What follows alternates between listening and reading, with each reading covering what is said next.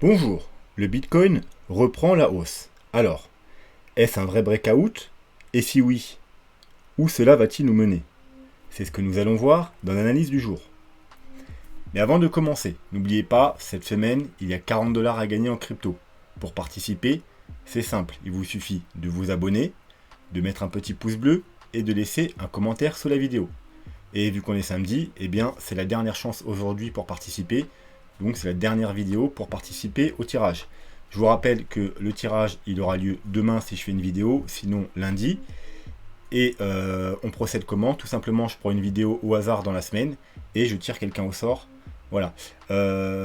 Par contre, pour être sûr de pouvoir participer, il faut que vous ayez mis un pouce bleu et un commentaire sous chacune des vidéos de la semaine. Donc, si c'est pas fait, je vous invite à aller, si vous avez loupé des vidéos cette semaine, allez revoir les vidéos. Donc, 1, 2, 3, 4, 5, donc toute cette ligne là, hein, et vous mettez un petit pouce bleu et un petit commentaire, hein. Juste un salut, merci pour la vidéo, peu importe, tant qu'il y a un commentaire, sinon je ne pourrais pas vous sélectionner. Voilà, donc si vous avez fait ça sur toutes les vidéos de la semaine, vous êtes sûr de participer. Voilà, donc aujourd'hui c'est le week-end. Vous savez, le week-end je fais pas forcément de vidéos, ça dépend si j'ai le temps, si je suis motivé, s'il se passe quelque chose. Et en général c'est un peu du freestyle le week-end. Les vidéos sont pas autant préparées qu'en semaine. Alors bon, bah pour celle-là, vu que j'ai quand même passé au moins 2 heures dessus.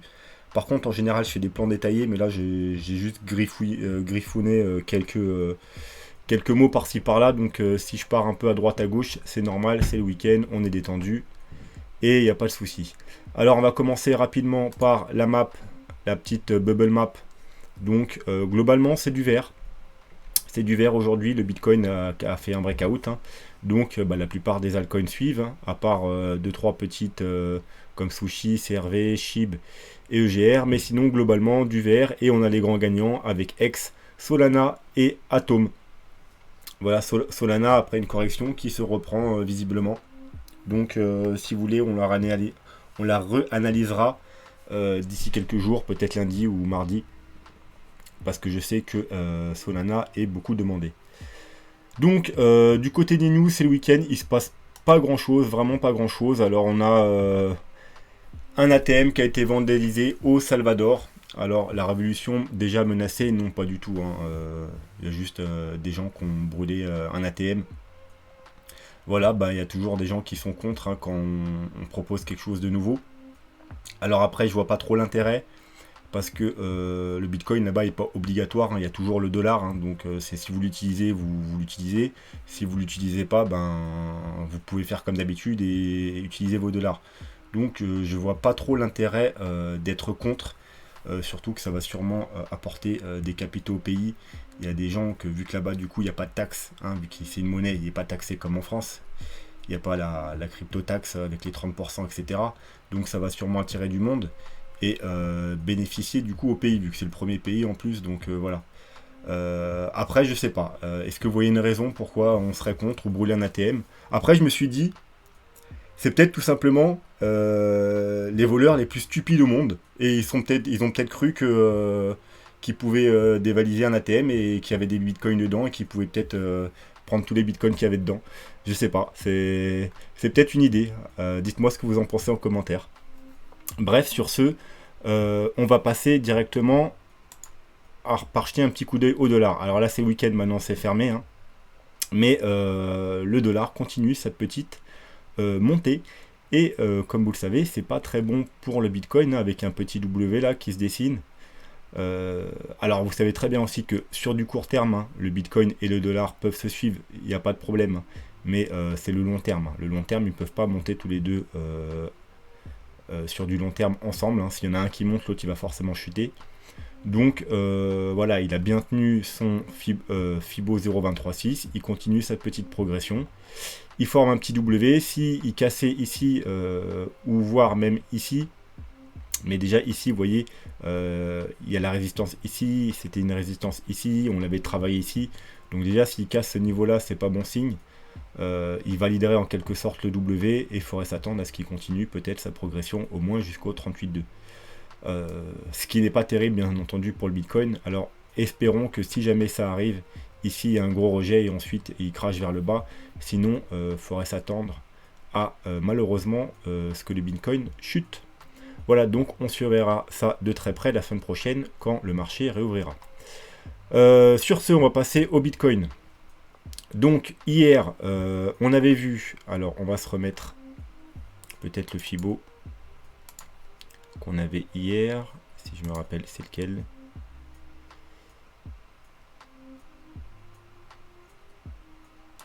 C'était peut-être celui-là, je sais plus. Bref, on avait vu qu'on était sur le Fibo 0,236. Et on avait dit que si on arrive à maintenir en clôture le Fibo 0,236, c'était plutôt bon signe. Et que du coup, on irait sûrement breaker le bull flag. De toute façon, un bull flag en général c'est bullish, il y a plus de chances de breaker à la hausse. Et on pourrait tenter des achats à la cassure, bien entendu, du bull flag. Donc chose qui a été faite du coup aujourd'hui. Du coup j'avais fait un tweet dès qu'on a cassé, dès qu'on a breaké, pour ceux qui avaient loupé. Alors bien entendu, on pourrait revenir faire un pullback dessus. C'est une possibilité pour ceux qui ont raté l'entrée ici. Sinon, si on se place en 1 heure, vous voyez que là, on semble faire, encore une fois, un bull flag. Donc, si on casse vers le haut, ceux qui ont loupé l'entrée ici, ils peuvent tenter de rentrer ici. Par contre, c'est un trade en 1 heure, c'est plus un trade en 4 heures. Parce que je vous rappelle que juste au-dessus, on a quand même une grosse zone. Donc après, vous n'avez plus beaucoup de marge jusqu'à la grosse résistance. Donc c'est surtout pour un petit trade. Voilà. Mais il y a effectivement une possibilité. Ensuite, si par contre on casse vers le bas, et bien peut-être que du coup on ira faire un pullback sur le bull flag qu'on a cassé précédemment et qui correspondrait également en même temps au haut du range. Voilà. Et en même temps, il correspondrait également... alors du coup, je sais plus. Voilà, c'est ça de pas prendre des notes. Il correspond également à un Fibo, mais je me souviens plus duquel. Alors attendez, on va essayer de se replacer les Fibo.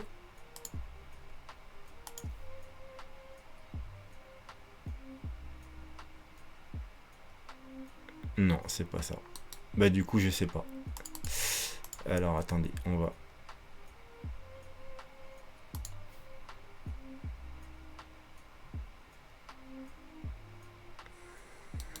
Non, ça y est, je sais. Voilà. Parce que j'avais une petite idée. Alors, si ici, on a bien fini la petite correction là, vous voyez, c'est le bottom. Et que là, on repart. Là, on a probablement fait une vague 1, et là, on fait une vague 2. Et là, on pourrait penser que c'est une flat. Alors, si vous ne savez pas de quoi je parle, je vous invite à aller sous la vidéo. Il y a toutes les vidéos importantes, et une des vidéos, c'est un tuto sur les vagues d'Elliott. Allez-y, c'est très simple. Si vous voulez avoir les bases de l'héliotisme, vous allez voir la vidéo et vous aurez toutes les bases pour comprendre des analyses avec des vagues d'Elliott. Et même commencez vous-même à faire des petits décomptes, etc. Donc, si on en a une vague 1, là c'est une vague 2. Et ça, c'est peut-être une flat. Une flat, en gros, c'est une correction, mais qui va plus haut qui peut aller plus haut que le point de départ de la correction. Alors, ça va soit à 0,90, donc juste en dessous, soit à 113 ou 123. Et là, on s'est arrêté à 123. Voilà. Et on n'a pas fait de plus haut sur le RSI. Vous voyez, donc déjà, il y a une divergence. Vous avez une divergence baissière. Vous voyez, là, on fait un plus haut.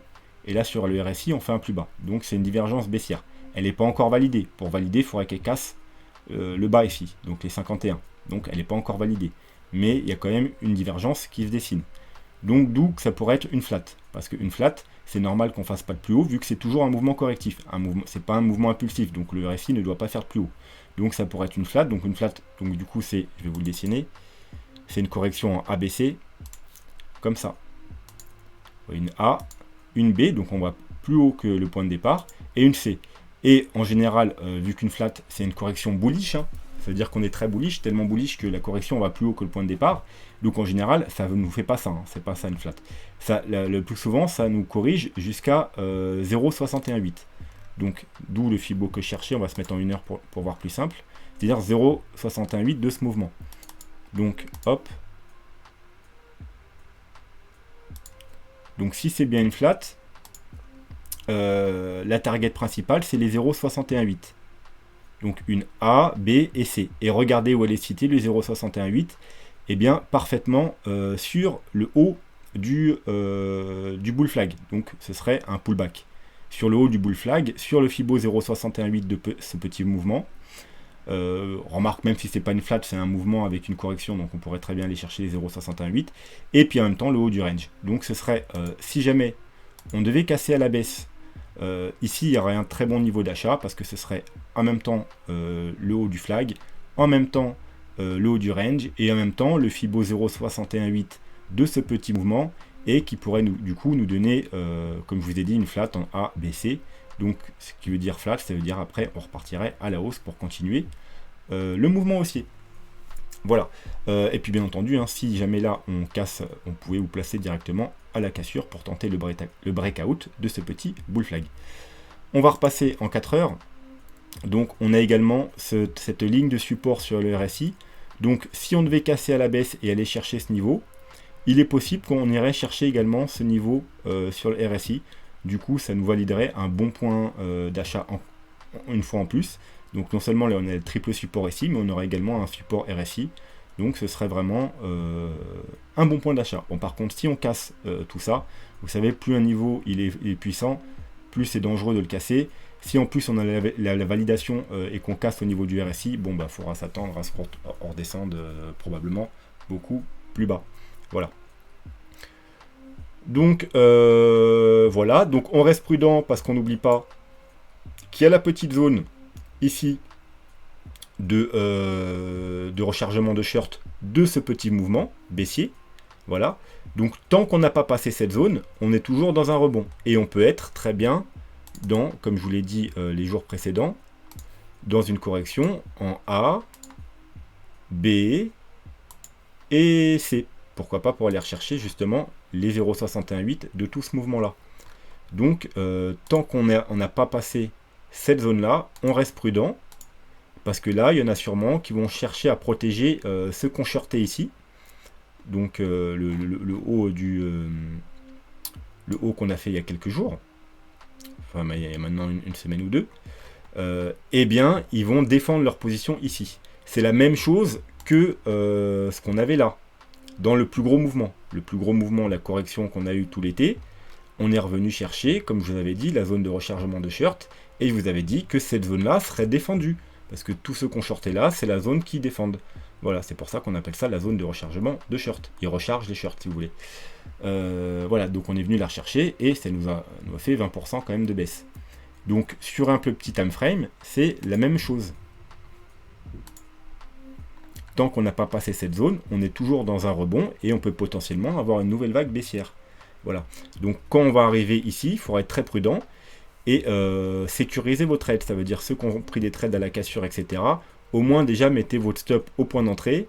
Pourquoi pas prendre des petits profits aussi, ce serait pas mal. Par contre, j'avoue, ceux qui sont entrés ici à la cassure, bon, bah, prendre des profits, c'est peut-être pas, il n'y aura peut-être pas grand-chose en profit, à moins que vous jouez avec des gros leviers, donc oui, du coup, mais si vous jouez sans levier, ça vous fait pas grand-chose à gagner. Hein. Donc, au moins sécuriser peut-être votre trade.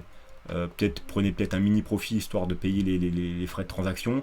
Mettez votre stop au point d'entrée et puis voilà, après mais c'est compliqué parce que arrivé ici, il y aura sûrement une petite correction et ceux qui sont entrés à la cassure ici, vous allez peut-être vous faire bouffer votre trade par la correction. Donc ce trade là en une heure, c'est que si vous prenez du levier en gros. Parce que sinon je pense qu'il vaut pas trop le coup. Avec un levier, effectivement, alors je sais pas.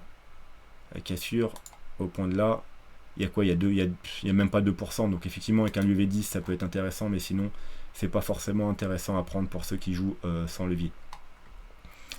Voilà, donc je continue. J'étais en train de dire que ici du coup il faudrait être très prudent parce que tant qu'on n'a pas passé cette zone, là c'est juste un rebond. Une fois qu'on passe cette zone, on est quasiment sûr que c'est pas un rebond mais une reprise de la tendance haussière et qu'on va probablement casser donc du coup ce niveau.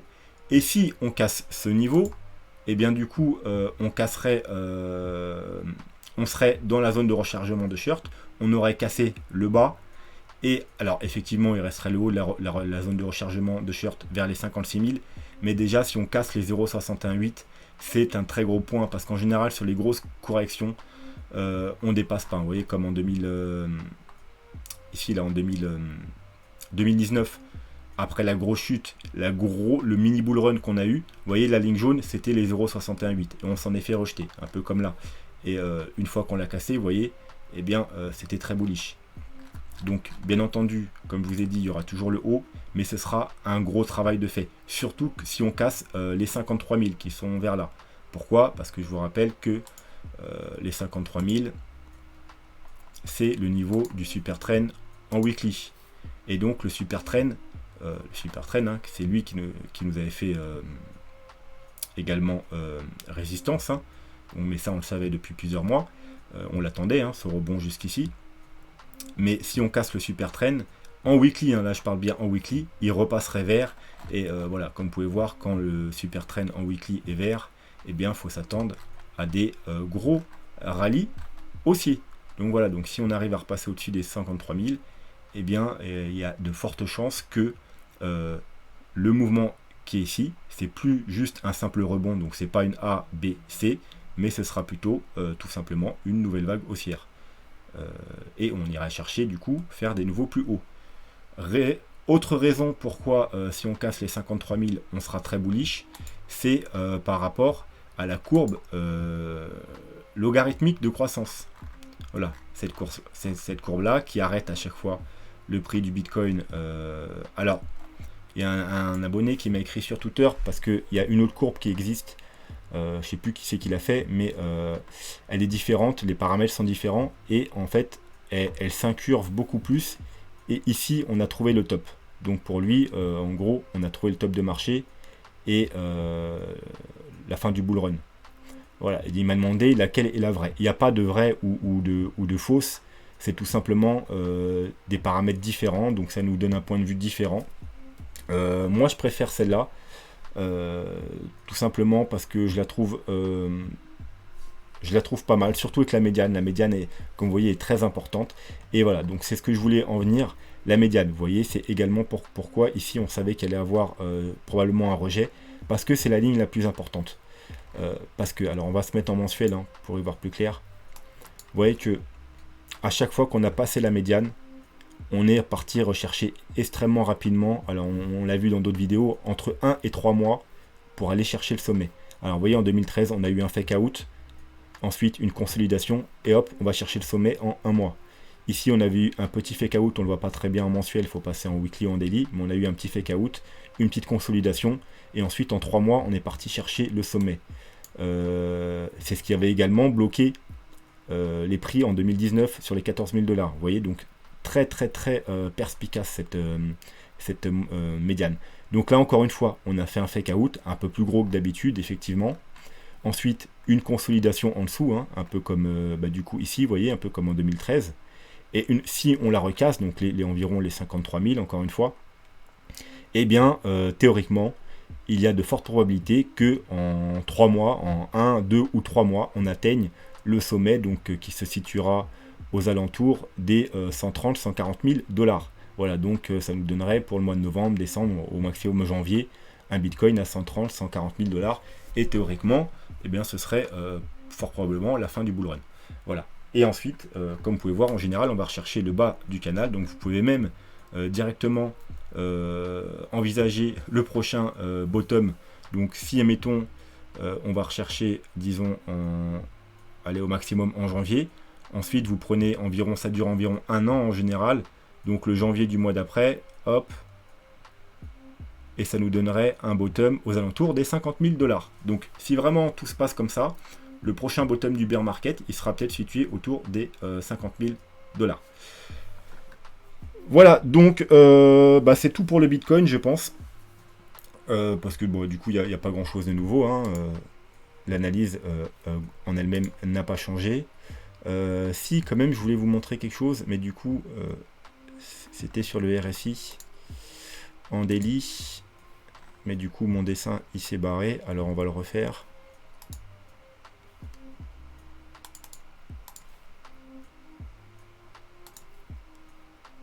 Hop.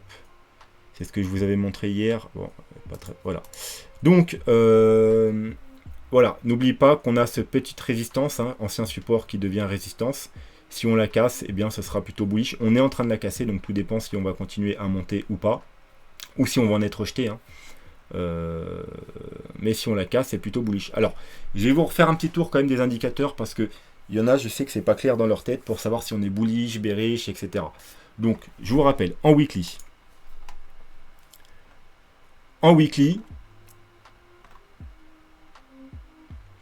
est-ce que c'est là? Alors, en weekly, je vous rappelle qu'on a ce niveau-là qui est extrêmement important.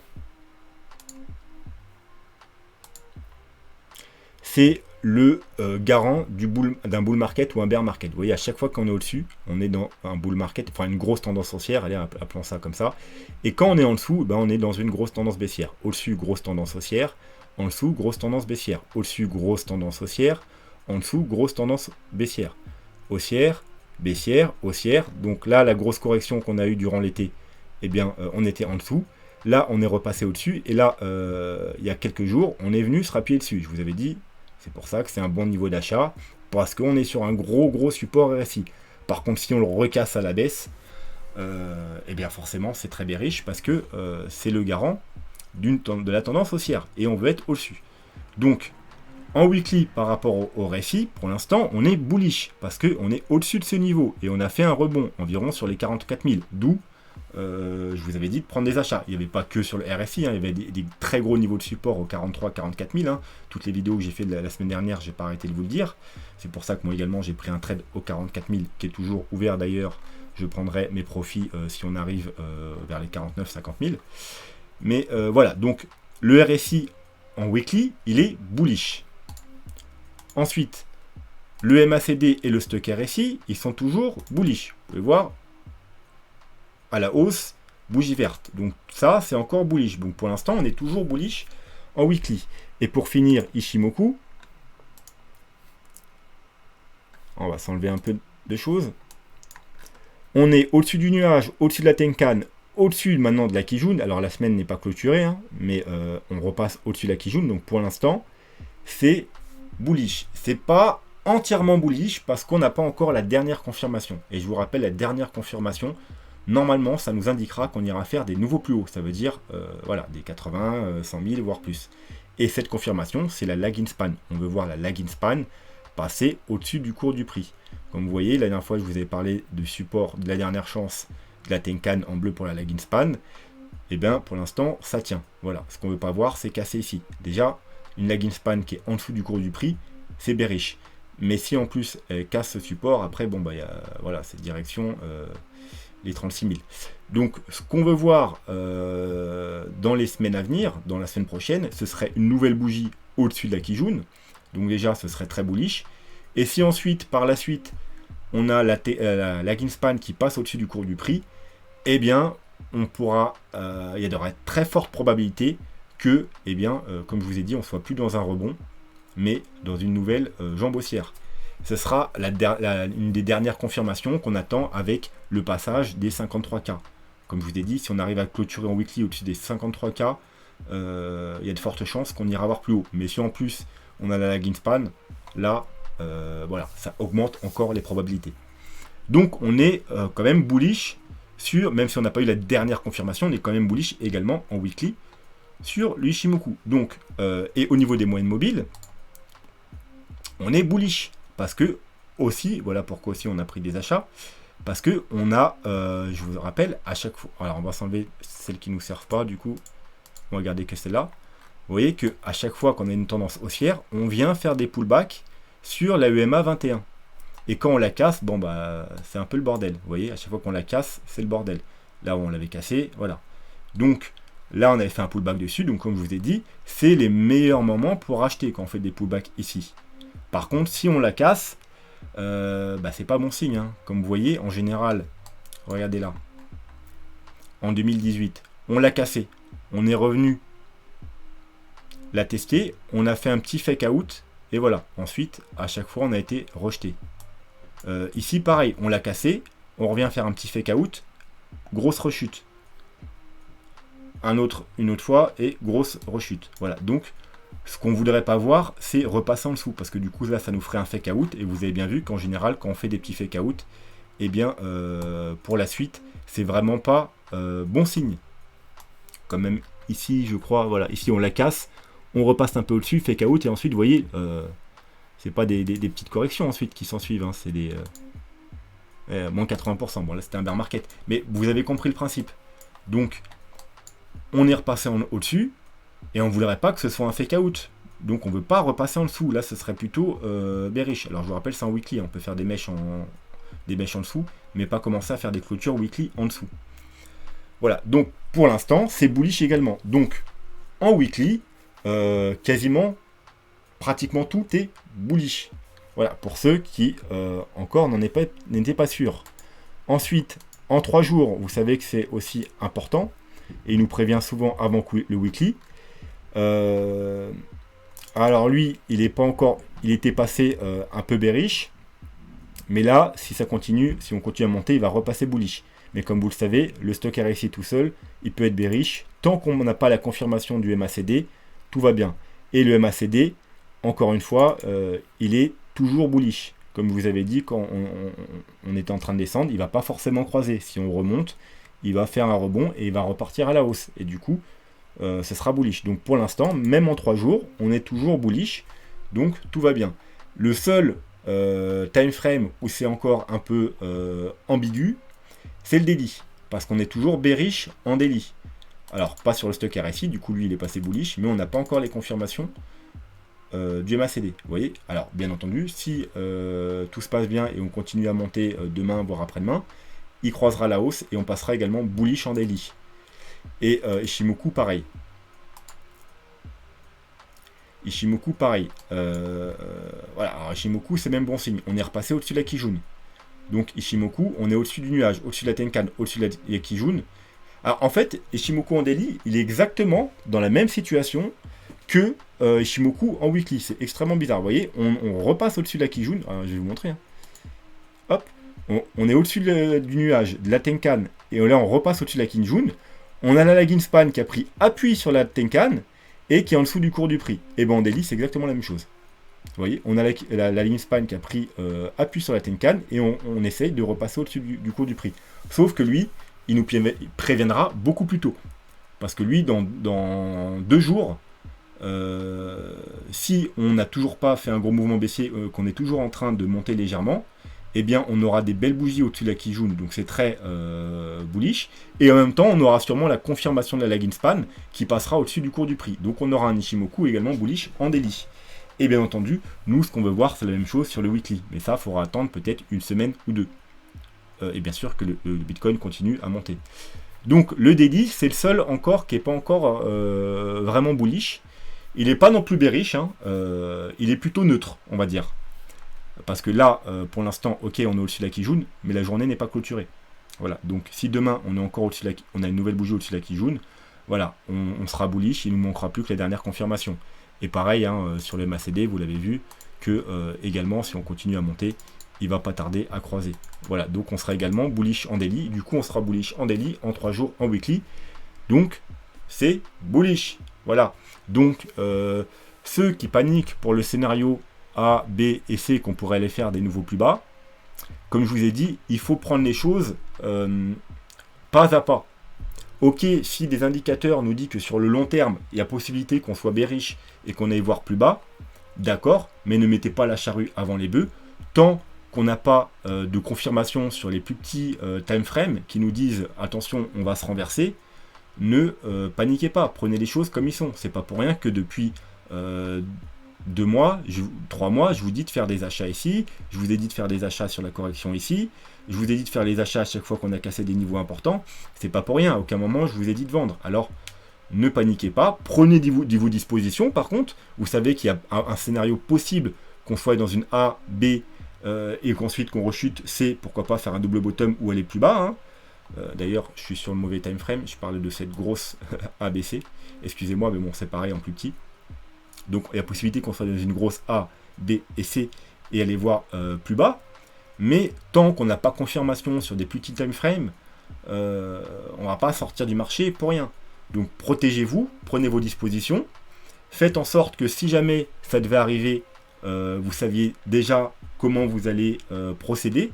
Mais voilà, on ne peut pas spéculer sur un scénario tant qu'on n'a pas eu les preuves concrètes que ce scénario va se mettre en place. Voilà. C'était un peu pour remettre les choses au clair. Donc, du coup, pour l'instant, c'est plutôt bullish. Donc, on cherche des achats. On ne cherche pas des ventes. Si maintenant, dans 3 jours ou dans une semaine, la situation change et qu'on a des signaux bearish, là, on agira en conséquence. Mais pour l'instant, c'est pas encore d'actualité.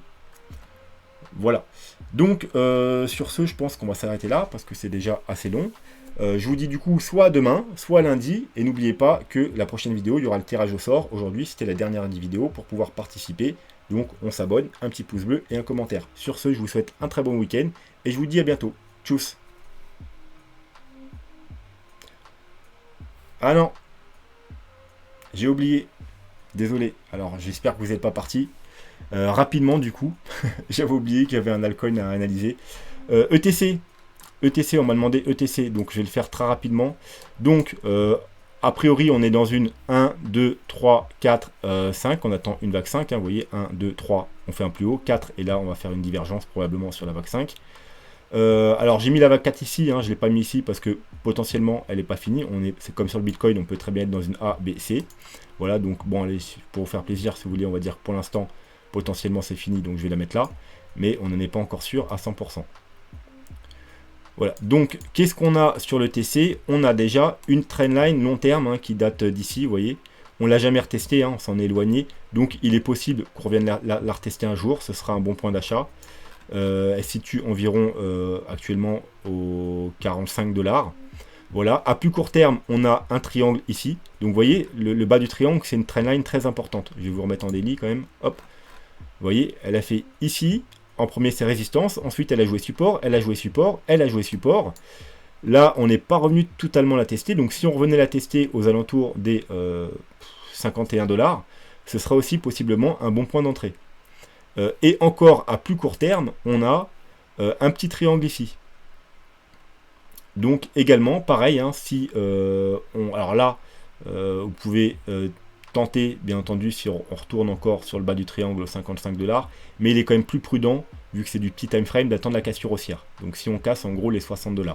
Voilà, pour jouer un mouvement qui nous emmènera déjà dans un premier temps sur le haut du triangle vers les 75$. Et bien entendu, si on casse le haut du triangle, hein, d'ailleurs vous pourrez vous placer également si on casse le haut du triangle, et là on pourrait viser donc des nouveaux plus hauts. Voilà, c'est à peu près tout. On va pas aller trop voir les indicateurs parce qu'en plus il me semble que la plupart ils sont bearish. Alors attendez, on va regarder un petit peu le RSI. Si on a quelque chose, ouais, on peut se mettre une trendline sur le RSI à la rigueur. Hop, voilà, donc alors là ce sera pour si on casse le triangle là. Ben, il faudra une confirmation du RSI également pour valider. Pareil, si on vient s'appuyer sur soit le bas du triangle, soit là, il faudra vérifier aussi ce support-là. Je pense qu'on a un support. Ouais, on a également un support ici. Donc, il faudra éviter de casser aussi par le bas. Donc, si on cassait ces niveaux-là, déjà, et en plus on cassait le RSI, limite je vous dis sauf qui peut du ETC quand même hein. Ce serait plutôt, alors on casserait en même temps cette trendline importante comme vous avez vu hein, résistance support et la trendline long terme. Si en plus on casse le RSI, bon bah voilà, c'est plutôt mauvais signe. Et donc en gros si on casse les 50$, ce serait plutôt mauvais signe pour le TC, et il serait fort probable du coup que la 4 soit pas finie et qu'on aille voir un peu plus bas. Voilà, donc prudence quand même sur le TC.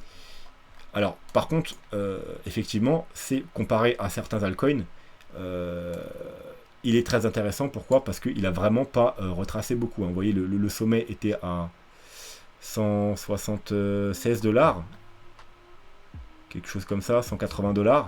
Et là, on n'est que à 57$. Donc, rien que pour atteindre le sommet, il a du potentiel. Et pour faire des nouveaux sommets, donc il a énormément de potentiel. Mais voilà, il n'est pas super joli. Je vais le mettre en weekly pour voir. Par contre, effectivement, on pourrait avoir une sorte de W là. Là, on a eu un petit W, mais on pourrait avoir un autre W. Si on arrivait à maintenir ou même aller un peu plus bas et remonter, une fois qu'on casserait ces niveaux, donc des 78$, 75$ même, donc un peu le triangle, hein, effectivement, on aurait un joli W, et là, du coup, il y aura quelque chose à jouer. Voilà, mais prudence quand même. Voilà, donc si on casse le triangle, ici, on cassera en même temps le W, hein, je vais vous le dessiner pour ceux qui n'ont pas compris de quoi je parle. Est-ce que je peux faire un double? Je vais vous le dessiner comme ça. Voyez, hop. Ici. Ici. Bon, on n'y voit pas très clair, mais c'est pas grave. Vous avez compris le principe. Ici. Et du coup, voilà. Si on casse ici, bah voilà, le W sera validé. Et voilà, donc ce sera il faudra s'attendre à un gros mouvement haussier. Voilà. Parce qu'on casserait en même temps le triangle. Et en même temps, ça nous validerait le W. Donc ce serait extrêmement bullish. Voilà, donc beaucoup de potentiel, mais prudence parce que quand même, il n'est pas super bullish. Hein. Les indicateurs, ils sont bearish. Hein. C'est pas comme sur le Bitcoin, vous voyez, ils sont en weekly, ils sont toujours bearish. Hein. Stock RSI, on est ici. Pareil, hein, si on redescend un peu ou qu'on monte, on pourrait faire un joli W, mais pour l'instant, rien n'est fait. Pareil, ici, on pourrait faire une sorte de W, mais pour l'instant, c'est bearish. Et en 3 jours, on est bearish également. Donc voilà, prudence. Si on casse des choses, peut-être attendez des confirmations, ne serait-ce qu'en daily, parce que même en daily, on est bearish. Donc voilà, donc attendez, mais placez-vous, mais avec prudence. Voilà, mais sinon, fort potentiel, si jamais on reprend la hausse, très fort potentiel. D'ailleurs, je vous ai mis les targets, donc comme vous savez, c'est les targets raisonnables, si on devait faire vraiment une vague 5. Donc le bas, c'est 241 $, le haut, c'est 489 $, bon allez, 490 $. Et le 1,618, donc la cible principale, c'est là où j'ai mis la vague 5, c'est environ les 310 $. Voilà, donc ça c'est des targets raisonnables. Bien évidemment, on pourrait aller plus haut, mais là ici, il faudra déjà prendre vos profits, si bien sûr on y va. Donc comme vous voyez, pourquoi je vous dis là du potentiel, on est dans les 50 $, il pourrait monter à 300 $. Ce qui nous ferait quand même 1 x 6. Donc gros potentiel sur le TC si il devait se réveiller. Voilà, sur ce, je vous souhaite un beau week-end et je vous dis à la prochaine. Tchuss.